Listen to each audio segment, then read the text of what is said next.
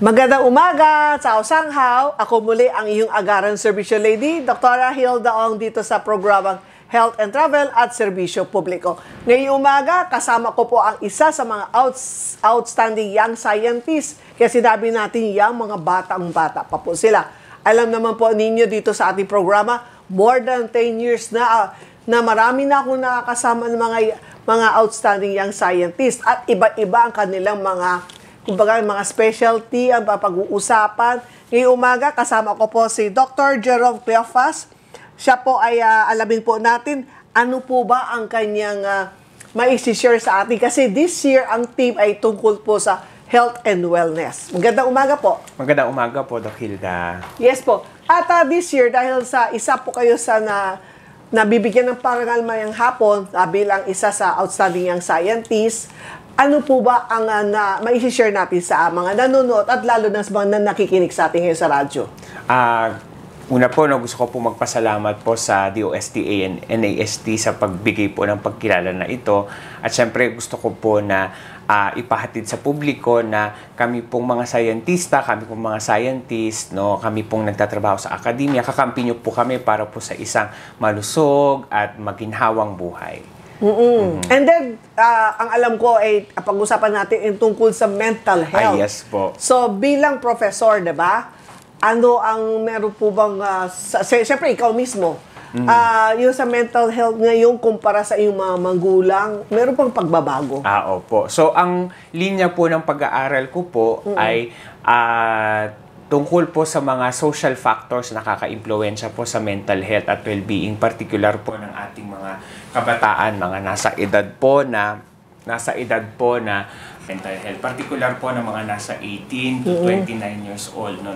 Mga legal age na kabataan according sa National Youth Commission, no? So, tulad nga po ng nasabi ninyo, no, na meron po pagkakaiba yung pagkakakilanlan at karanasan yung mga mas nakatatanda, yung mga magulang na kami na nasa ganitong edad na mga nasa 30s to 40s, no? And then iba din po yung ating mga kabataan yung nag-aaral pa sa ngayon at yung mga bagong pumapasok sa ating trabaho.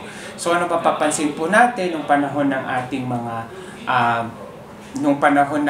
mga magulang, no, ng mga medyo makatandaan pa, yung usapan po tungkol sa mental health at sa mental well-being ay hindi pa ganoon ka widespread, no? Medyo may kaunti pang stigma sa usapan ng mental health. Pagdating po sa mga sa edad namin, nagkakaroon na po ng increase na kalinangan katulad tungkol po sa usapan ng kalusugang pangkaisipan. Pero meron pa rin pong may mga konti pa rin pong mga stigma na nanonood, no, sa mga usapan na ganyan, no? May mga takot pa rin po na lumabas para po pag-usapan o humingi ng tulong, no? Pero ngayon po, gawa po na maraming salik na bakit ang mga mas kabataan natin, mas mataas ang kanilang kalinangan at mas mataas yung pagkilala nila sa sarili nilang mental health at sa mental health ng mga kasama nila. Una po kasi meron na po tayong mental health law. Ang mental health law po ay inoobliga po ang iba't ibang mga institusyon sa ating lipunan na magkaroon ng awareness, no, na magiging katuwang ng gobyerno, ng estado sa pagpapataas ng awareness sa mental health, no. Pangalawa, inilalagay na po natin sa formal na edukasyon ng mga bata ang mental health, no. Meron po mga senior high school po natin, meron po silang mga subject katulad ng introduction to society at meron din po silang mga subject tungkol sa personality development. At sa mga courses po na yon, natututunan po nila na kilalanin ang kanilang sarili, no? At din syempre po, malaking kontribusyon na rin po dyan ang media. Kasi po ang media natin hindi na po takot. Dati po walang masyadong representasyon tungkol sa usapan tungkol sa depression, anxiety, no? At saka mas positive na yung ating mga lingwahe na ginagamit tungkol sa mental health, no, mas empowering na, no? At tulad din po napapansin, syempre dahil po may iba-ibang karanasan at danas yung mga henerasyon tungkol sa mental health, minsan may mga hindi pagkakasundo, no, tungkol kasi for example yung mga employer po natin, sila po ay nanggagaling sa kasaysayan o sa karanasan na hindi masyado itong sikat na matiisin ka sa mga pakiramdam mo sa buhay, And then meron ka rin itong mga kabataan po natin na bukod po sa mataas yung kalinangan kanila, meron din po sila mga danas na medyo mabigat din na COVID-19. No? Malaki pong bahagdan ng kabataan ang nawala sa kanila. No? Pangalawa, social media. No? At marami pong pag-aaral ang nagsasabi, katulad din po ng ilang pag-aaral, na kapag yung gamit mo sa social media ay masyado kang babadyag, no, at hindi unconscious at hinahayaan mo na yung iyong oras ay maubos sa social media, mas mataas po ang tendency na magkaroon ka ng iba't ibang mga psychological problems, katulad siyempre una na rin yung mga nakalinya na dyan, yung depression, kakulangan sa tulog, no? Siyempre, yung mga bagay na yan, magkakaroon ng spillover sa physical health natin. But bukod po doon, body image issues, particularly po sa mga tao na hindi masyadong nabiyayaan ng genetically na maganda, societally acceptable na maganda o pogi na pagmumukha o magandang pangangatawanan, no? So yun, body image issues, marami pong ganyan. And then siyempre po, no, usapan din na mga emosyon katulad na ng galit, no? Napakaraming galit na ano, and then yung galit, yung rage baiting na tinatawag ng iba't ibang mga aktor sa social media ay nagpapataas po ng stress levels, no? Siyempre yan ay may negatibong epekto sa ating kalusugang pangkaisipan at pati na rin sa kalusugang pangkatawan po natin. Jerome, bakit kasi sabi mo, nakafocus ka sa age 18 to 23. Pero ako, bilang isang magulang, maaga kasi akong nabiyuda. So, yung anak ko, that time, ang anak ko nung nabiyuda ko, isang 3, isang 6. Ang that time, nung kinatatakutan ko, yun nasa grade 5 hanggang sa high school.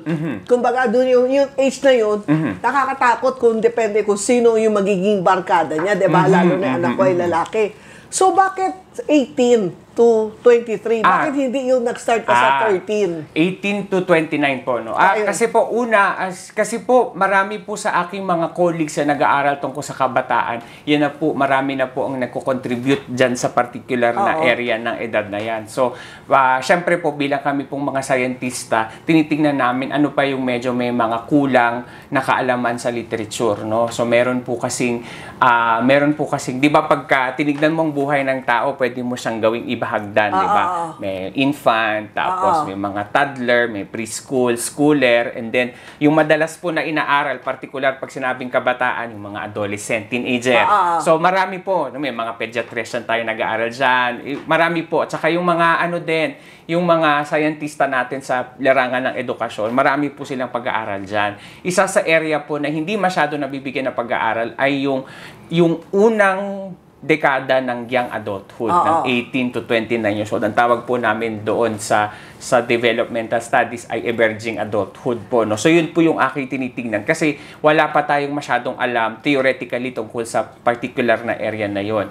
Naniniwala din kasi ako on a personal note, meron din akong personal na danas tungkol dito kasi nakita ko lang yung konsepto na iyon nung ako'y nasa 30s na. Tapos nung nakita ko yung konsepto na iyon, inaalala ko yung particular kong mga experience nung ako ay nasa 20s, no, na yung quarter life crisis ba na tinatawag natin, no, na may mga experience doon na no, parang hindi siya masyadong tinitignan sa literatura, hindi siya masyadong tinitignan sa pananaliksik, no? Ang nabibigyan ng maraming tingin ay it's either yung mga bata o yung mga sobrang tanda. No? Sa adult hindi masyado. Kaya po yun ang aking tinignan at nakita na may mga particular kasi sila ng mga karanasan na iba sa mga teenager, no, particular pagka 18 ka na, parang ang tawag diyan sa literature ay feeling of in between. Parang gusto na nila maging independent at yan age na yan. At hindi lang gusto sa teenager, pag teenager po, may kagustuhan ka ng maging independent, kaso legally hindi ka pa independent. Dito naman po sa edad na to, legally independent ka na, legally makakamake ka na ng decision. Pero particular sa kultura natin sa Pilipinas, 'di ba? 18, 19, 25 nakatira ka pa sa iyong magulang. Yes. Dependent ka pa. So, yun yung negosasyon yun yung negotiation na binibigay mo sa sarili mo, no, sa particular na point nito, no, paano ko paano ko e-estimahin yung aking sense of independence. Pero kunyari po sa trabaho, kaya siguro isa din po sa dahilan kung bakit hindi nami-meet yung expectation ng employer at ng employee. Kasi pagdating mo pagbata, wala ka pa masyadong experience at saka wala ka pang resources. Ika nga, sa mundo ng trabaho, ikaw ay 20 years old na, pero infant ka pa, baby ka pa sa mundo ng trabaho. So, wala ka pa masyadong experience, wala ka pa masyadong resources, no? Pero ang tingin sa iyo ng employer mo, matanda ka na, dapat marami ka ng resources. So, parang psychological resources, no? Experiential resources. So, yun yung, kaya minsan, madalas, nagkakaroon sila ng kaunting kahirapan. And then kasabay pa noon habang binibuild mo yung career mo, kasi simula ka pa lang, di ba, kinikilala. Minsan nga po, naghahanap, di mo pa alam kung ano ba talaga ang gusto ko sa buhay. Yan yung mga panahon na yan. Pangalawa po yung, syempre, dyan ka na rin maghahanap ng sino bang papangasawa mo, kung yun ang gusto mo sa buhay, di ba? Tapos at the same time, yung mga kaibigan mo, may kanya-kanya na rin silang mga pinupuntahan sa buhay nila. So, yun po yung mga particular na danas na iba sa teenager, na hindi masyadong nakikita. Kasi pagdating dyan, iba-iba na po yung tumitingin na mga perspektibo. No? Usually, titignan na siya from the business perspective, tinignan na general adult perspective. Pero may mga unique. Isa yun po yung aking particular na specific na tinitignan. Dun sa mga danas na yon na napaka-particular sa 20s, ano kaya ang maitutulong natin para mas mapabuti pa yung kanilang maginhawang buhay ba? Kahit andun pa lang sila sa parte na yun, na binubuo pa lang nila yung kanilang sarili. Oo. At ang isang napapansin ko, yung alam mo yung TLC, Tender Loving Care. Sa panahon namin, talaga yung pag-show ng pagmamahal mo sa mga magulang mo. Talagang as in, kahit na nag-asawa ka na, nandun pa rin yung pagmamahal mo, respeto, pag-alaga. Pero sa panahon ngayon, parang feeling ko, gradually, wala na. Siguro kung marami pong salik yan, pero sa una pong, isa po sa mga naiisip kong salik dyan ay syempre yung ating exposure sa internet. Sa internet na siyempre, kung kinukonsumo natin ay kultura na makakanluran, kunyari sa US. Sa US, may kita mo, 18 years old, umaalis na sa bahay, hindi na nakabitaw na yung magulang, bahala ka na sa buhay mo. So, parang naisip nila, baka pwede rin ito sa akin. So, makikita naman natin yung pag-decline ng family-orientedness, usually sa mga urban, tsaka middle and upper class na mga kabataan. Yung lesser family-orientedness. Pero siguro, proudly, no, pag tinitignan ko naman po sa mga pag-aaral ko, at least yung mga kaunti kong pag-aaral, pagka tinanong mo naman sila, kahit mga middle saka upper class, iniisip pa rin nila yung mga magulang nila. Pero agree naman po ako sa inyo na hindi na siya kasing tight ngayon, no?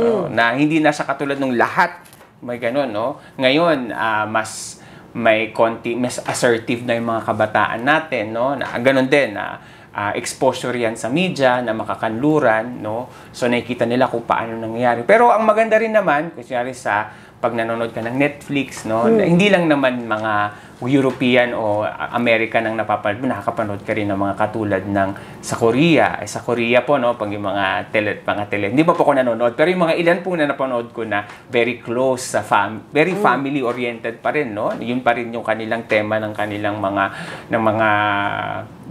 danas doon sa mga so kaya siguro marami nakaka-relate na Pilipino sa mga telenovela, sa mga K-drama kasi nga nakikita din nila yung kultura nila na very family-oriented, no, sa mga ano na to. Pero I agree, no, parang hindi na ganoon ka-strong. Actually po, no, may argumento nga po yung ibang mga sociologista at mga social scientists na parang, di ba ang sabi natin, ang family ang pinaka-strong na basic socializing unit ng society. Ngayon po, lumalaban na ang social media at ang internet. And then, ang isa pa, ang napapansin ko, bakit mga kabataan ngayon, basta yung mga 20s, 30s, dati at the age of 25, masasabi na natin mga matatanda na yun, nag-aasawa na. Ngayon, 30, 35, ayaw pa mag-asawa. Bakit ngayon kumbaga nasa mental nila, ayaw namin mag-asawa. Instead na, meron naman nag-asawa na, ayaw naman magkaanak.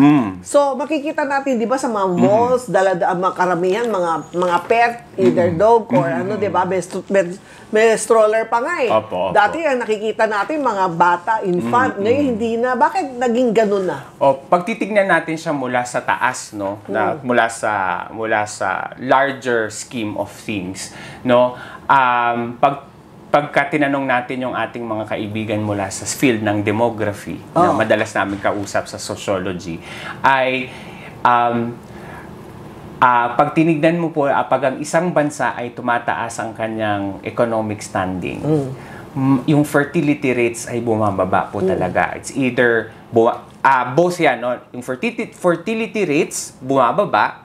Pangalawa, yung marriage at saka yung pregnancy, yung childbearing ay dinidelay, no? Particularly, no, kasi the way natin na inoorganisa yung buhay ng society with age, for example, no, isa sa mga although bumaba yung bumaba yung score natin sa Gender Global Report, no, pero nasa upper half pa rin tayo, no, ang Pilipinas. Yung women involvement natin, yung ilan sa mga salik na mini-measure tungkol sa women empowerment ay maganda kaysa kumpara sa majority ng mga ibang bansa sa mundo, no? So maganda ang women empowerment. At isa sa mga salik sa women empowerment ay yung kanilang engagement sa ekonomiya, sa productivity, no? And usually yung mga dati natin na inaasahan na kailan ka ba manganganak sa 20s para malakas ka pa, para bata ka pa. Pero titignan mo rin yon outside family life, pag sa work life, yung 20s, nasaan ka pa lang nun? Hindi ka pa nga middle manager nun eh. No? Siyempre, mga bagay na pinagsasaalang-alang nila na parang, siyempre, kapag mabigat na trabaho ang motherhood, at alam mo naman, mataas ang tingin natin. Sa Pilipinas, mataas ang tingin natin sa nanay. Marami kasi siyang responsibilidad, no? So, dahil yun din ang tinitimo natin sa kabataan natin, nahihirapan sila. Parang nahihirapan sila ngayon manimbang, no? Oy, ano bang unahin ko? Yung career ko ba? O yung aking yung pagsisimula ng pamilya o pag-aasawa even, ano? Yun po ang isa sa mga nakikita natin, no? Pangalawa, syempre, inflation. Takot sa gastos. Takot sa gastos. Oo, kasi siguro particular, no, yung mga particularly pag kinakausap ko yung mga college students ko, talagang, sir, ang mahal pala talagang magpa-college. Ano, kasi syempre siguro sila minsan sila ang nagbabayad ng kanilang mga binibigay lang sa kanila ng mga magulang nila. Kaya ko ba ito pag ako na? So, minsan ang ginagawa ay kailangan muna financially stable, which is ako, ayos naman siya, no? Maganda naman yun na pag-iisip, no? So, yun po I think yung mga salik, bakit nadidelay talaga, no? So, ano po ang pwede natin particular na gawin dyan? Meron po tayong mga instrumento sa legal framework natin na pwede nating gamitin, katulad ng Magna Carta for Women, yung mga maternity leave natin. Yan po ay ginagawa ng gobyerno para po kung sakasakaling piliin mo rin ang family life mo, hindi masyadong masakit sa'yo, at least meron suportang ibibigay ang gobyerno o may suportang ibibigay yung iyong obligado na bigyan ka ng suporta ng iyong employer na enjoy mo yung motherhood, yung at least yung first few months ng anak yung sa anak mo, no, first few days ng anak mo, para din kasi sa health na anak mo yun, kailangan ng maternal at saka paternal bonding, no, kasi may mga pag-aaral na sinasabi na mahalaga yun para sa kanila. So, and then meron pong mga mga mas progresibong mga organisasyon sa mga kampanya na mas marami pang binibigay na palugit, no, para sa mga magulang, para mas makapag-adjust pa sila sa motherhood bago sila bumalik sa workforce, no. So may mga ganun sa mga sa mga highly developed countries, kasi nga, no, mga kung sa atin fertility rate natin ay bumababa, pero ayos pa naman. Pero pag tinignan mo po yung mga sa Europa, yung mga matataas ang nila doon, yung mga GDP nila, naku po, ay sobrang delayed na panganak o hindi nanganganak at all to the point na yung gobyerno na yung magbibigay. Pagka ikaw ay nabuntis, bibigyan ka namin, hindi ka lang namin, hindi lang 1 taon ang free sa'yo. Minsan aabutin ng 2 years hanggang sa, libre na yung pa-diaper ng bata. Kasi nga, kulang naman sila sa populasyon. No? So parang, yun po yung nakikita na parang trend na parang nakikita ng mga demographer, no? Pagka yung parang demografiya ng bansa natin ng mga bansa na kapag mas tumataas ang kalidad ng buhay, economic development. Alam mo, ang isa sa talagang na nakikita ko, talagang meron ako mga anak ng mga kaibigan ko, ang talagang hangang-hanga ako, kapag yung panganay, o yung sabi natin, panganay, yung sa pangalawa, lalo na kapag meron silang 6 to 8, 9 na kakapatid, talaga sila ang nagpapaaral. Hanggang sa, let's say, yung una, siya nagbabayad ng tuition fee doon sa second to the last. Tapos kung nakapagtapos na yung pangalawa niya, siya naman susunod doon sa bunso. Hanggang sa hindi sila mag-aasawa, talagang talaga nila, di ba, dedicated yung sahot nila, silang nagpapalaki, silang tumutulong sa magulang. Which is sana hanggang ngayon, meron pa rin gano'n, di ba? Piling ko naman po, may gano'n pa rin. Kasi katulad ako din po, no, kahit kaya naman ng nanay ko at saka ng tatay ko, no, parang nakaugalian na kasi namin sa pamilya na pag ikaw yung naunang natapos, no, at least mag-pitch in ka sa, hindi na kung, syempre pagbabasihan mo rin sa kung magkano yung sinisweldo nung, mag-share ka doon sa papaaral nung Siguro, may function din talaga po kasi yun sa lipunan natin kasi syempre, very family-oriented tayo, no? Sa kultura naman, may mga values tayo na may aspeto na sobrang ganda. Like for example, yung tight family and tight community. Isa po yan tinitingnan ng ibang bansa sa atin na, alam nyo, pag may disaster, kahit hindi taas-taas ng technological advances nyo, nakatingin kami sa Pilipinas, sabi ng mga nakausap ko sa UK. Kasi, grabe yung community resilience nyo, yung parang readiness nyo na tulungan ng pamilya, tulungan ng Dito sa amin, yung neighborhood namin hindi magkakakilala. So, paano pagka nagkaroon ng disaster? Paano namin tutulungan? No? May mga ganun, no? Siyempre, may mga negative din, no? Katulad na ngayon nga na parang kung babalik sa mental health, meron pong iba na naaabuso, 'di ba? Kaya nagkakaroon ng mental health issue, no? So may mga positive at saka negative, no? Pero yung family orientedness natin, isa yan sa ako personally po sa mga pagsusulat ko, talagang binibida ko 'yan, no? Kasi marami ding matututunan ng ibang bansa tungkol sa atin, tungkol sa tight-knit ng ating pamilya. Kasi talaga na actually po, no, meron akong pag-aaral na lagi ko pong sinasite, mga taga-Ateneo po yung nagsulat nito. Itinanong po nila, para sa inyo, ano ang ibig sabihin ng kaginhawaan? Sabi niya gano'n. Alam niyo po ang lumabas. Ang lumabas ay hindi pang sariling kaginhawa. Ang ginhawa para sa akin ay kapag maginhawa ang pamilya ko. Hindi ba? Ang sayang tignan na ang ginhawa mo ay externalized, no? Na sila muna bago ako. Super Filipino, nakakatuwa, no? At medyo hindi man taliwas, no? Pero parang iba siya doon sa usual na pag pinag-usapan mo ng maginhawang buhay. Yung ano bang gusto ko? Ano bang gusto ko? Nakuha ko ba kung anong gusto ko para sa buhay ko? Tayo, okay ba ang lagay ng pamilya ko? And then doon ako magkakaroon ng peace of mind. Very Filipino po. Opo. Yan, ako rin nga eh. Very ako talaga sa yung naging kaugalian natin. Pero ang una masasabi ko, kung gusto ninyo na yung mga anak po ninyo, yung pagdating sa mental health problem, alam po ba ninyo, ito ay tinitignan ng mga anak kung anong ginagawa ng magulang. Let's say, katulad ako, may mother pa ako, so I give time na sinasamahan ko mother ko sa doktor, sa check-up, tapos ipapasyal siya. Kung ano yung nakikita nila, pagmamahal mo sa magulang mo, pagtanda mo, ganoon din ang gagawin ng anak mo, mamahalin ka rin. Pero let's say, kung minamaltrato po ninyo yung magulang, ganoon din pagtanda mo, ganyan din ang gagawin nila sa'yo. So, siguro ang mental health start mismo sa iyong pamilya, di ba? Tama po yan. No? Isa po sa, particular po sa mga kolektibistang mga kultura katulad ng Pilipinas, no?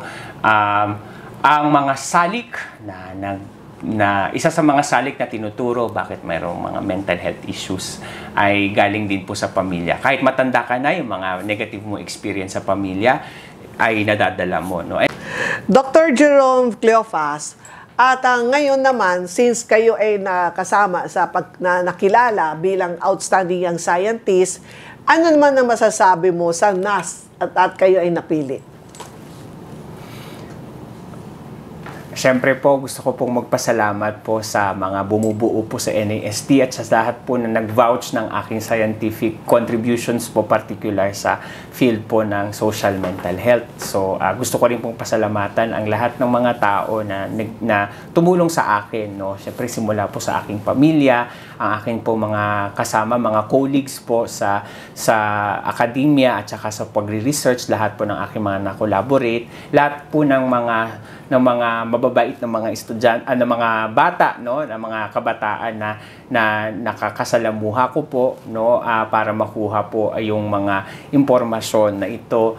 At saka po syempre gusto ko rin pong pasalamatan yung mga naging estudyante ko po, no, sa aking pagtuturo sa akademya, no, na sila po nag-i-inspire sa akin na magpatuloy pa po sa aking mga ginagawang pagtrabaho, no, at makakaasa po sa NAST na yung pagkilala po na ginawat po nila sa akin, no, gagamitin ko po ito bilang additional na motivation para po ipagpatuloy yung mga trabaho po natin, hindi lang po para sa ikabubuti ng ating kabataan, no, pero din po sa iba pang mga sektor ng ating populasyon, especially po yung mga mas nangangailangan sa ating lipunan.